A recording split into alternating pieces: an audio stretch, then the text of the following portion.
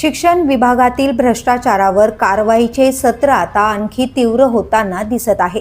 मंगळवारी वाशी येथील मुंबई विभागीय मंडळाचे अध्यक्ष राजेंद्र अहिरे यांना 20,000 रुपयांची लाच घेताना रंगेहात अटक करण्यात आली।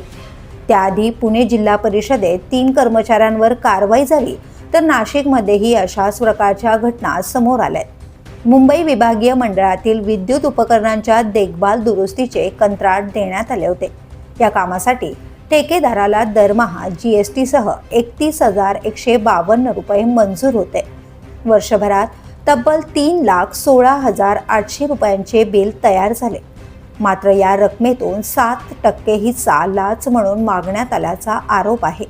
तक्रारदाराने लाचलुचपत प्रतिबंधक विभागाकडे धाव घेतल्यानंतर सापळा रचण्यात आला आणि अहिरे यांना 20,000 रुपयांची लाच स्वीकारताना पकडण्यात आले।